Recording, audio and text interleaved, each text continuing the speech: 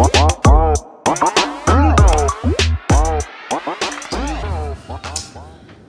everybody to another Sizzle and Smoke how-to video.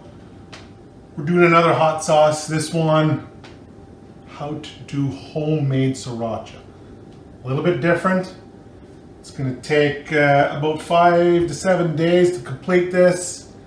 We're going to throw our ingredients into a blender, blend it up, and then we're going to let it ferment in the pantry for 5-6 days.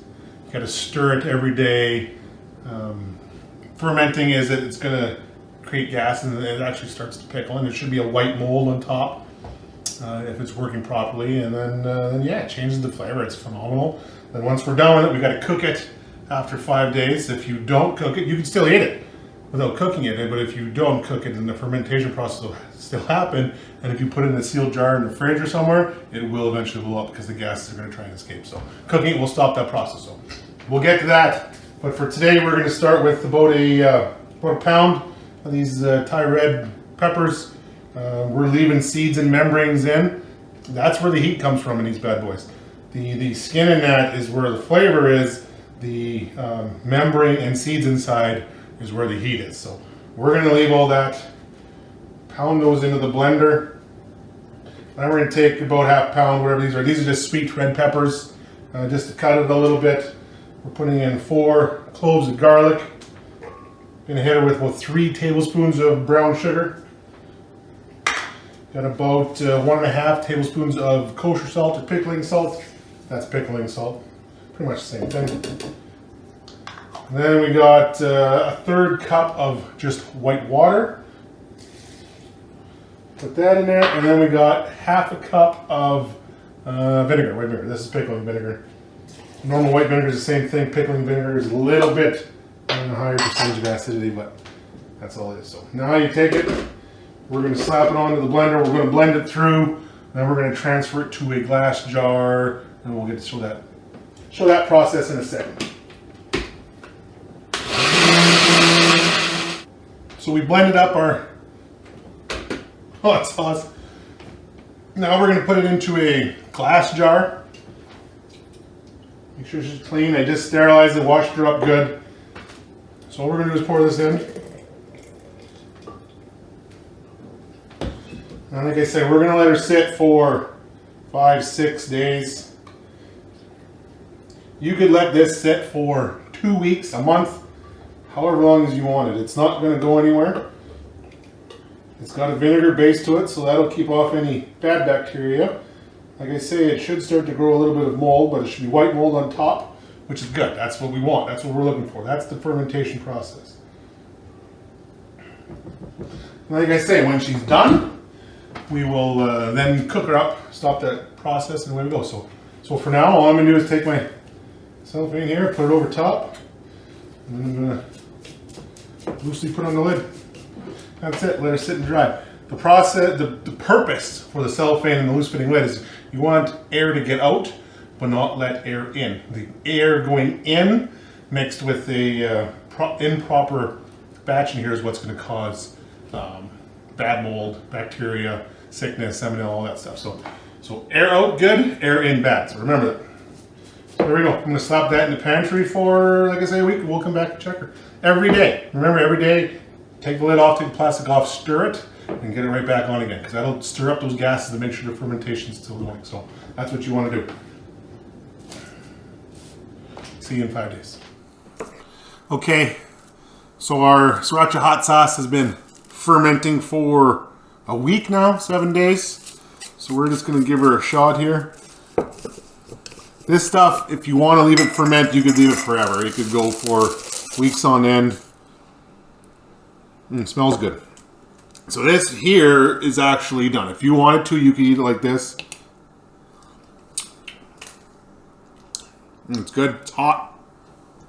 It's got some flavor to it. So all the fermentation process is adding more flavor to it. So you can easily leave it, do more if you wanted to. I'm going to take it and I'm actually going to cook it down because the cooking will stop the fermentation. And then you can bottle it and can it, whatever you want to do, and you can keep it in your fridge.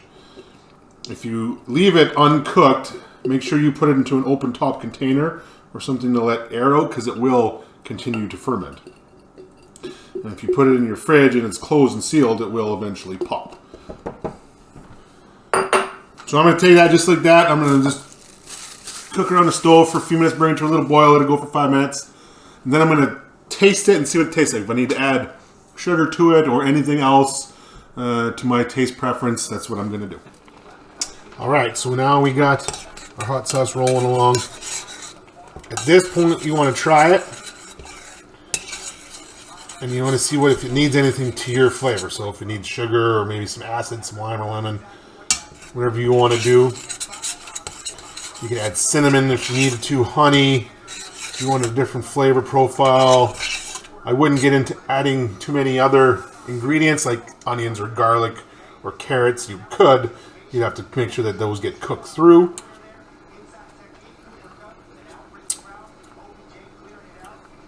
That's pretty good. I'm going to add just a touch of sugar to it.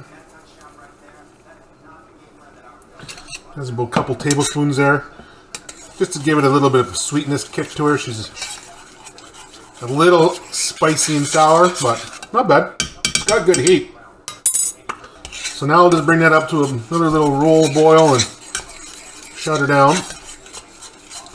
And then you got a couple of options at that point as well, which we'll go over in a minute.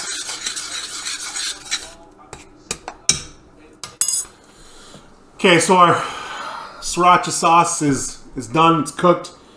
I like the flavor I got right now. It's hot, but it's got a little bit of sweet. It tastes a lot like Sriracha. If you don't want a super duper hot sauce, like this is borderline to be in that. Cut it before you ferment it.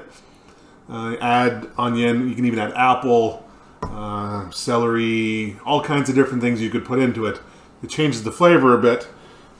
At this point, if you wanted to cut it, you would almost need to add like more water, vinegar, even more sugar, anything like that. But make sure you keep cooking it, because you want to make sure that those get tied together so it doesn't separate when it's set. So, done.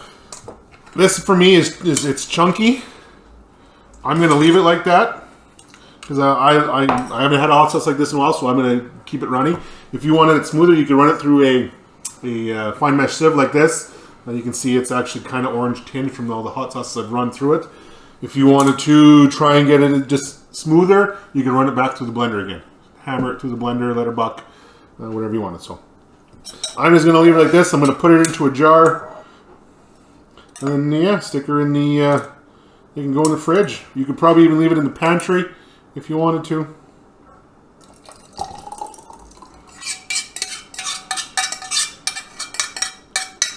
Boom. There you go. She's hot right now, but she'll sit. Easy. It's like Sriracha hot sauce, chili garlic sauce, whatever you want to call it. Love it. Love my hot sauces.